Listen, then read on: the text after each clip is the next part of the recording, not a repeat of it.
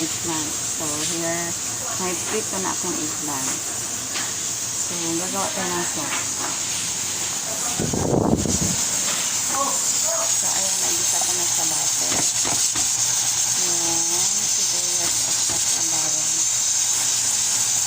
Okay. Lagyan natin ng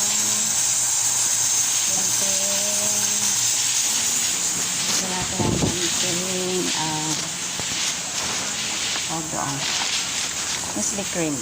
Nestle cream.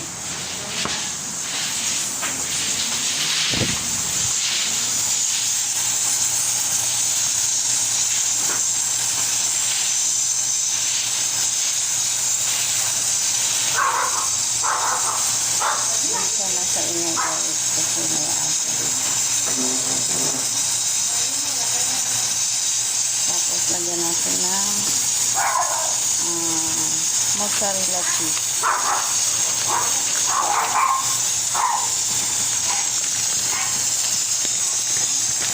Mozzarella.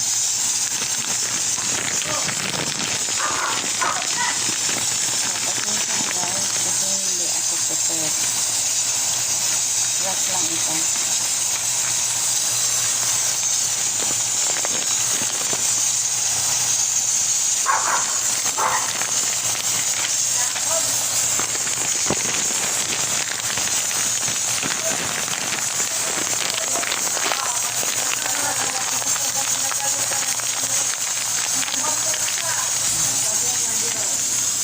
Lagyan natin ng parmesan cheese.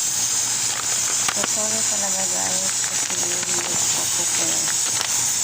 Biglaan lang ko.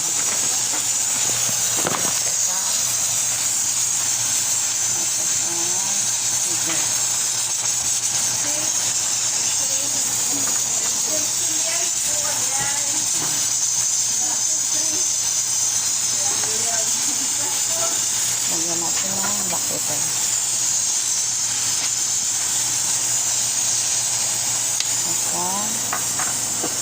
Ay, sorry guys, nakaasa ako sa ating sabaw. So, meron na tayong bulalo rito. Sabaw ng bulalo. Ito yung laman ng bulalo. Ang laman din sa ilalim ng kapan ng bulalo. So, nagit sarap. Hindi ako mag-aasin. Naka-umalag.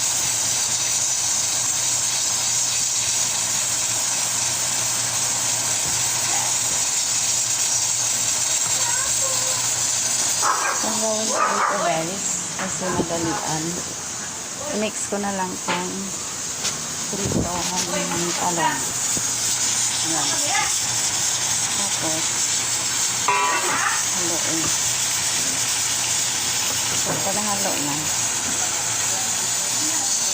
Paghalo na. Ayan na natin, i-layer-layer na lang natin dito sa baking pan. So, pwede na sa toaster kasi luto naman na ang lahat. So, ang gawin, haluin natin to. Tapos, i-layer natin sa baking pan. And then, tap natin ng mozzarella sa ibabaw. At saka parmesan, then bake. So, mamaya ipakita ko sa inyo ang finished product. Sorry guys, hindi na-capture masyado.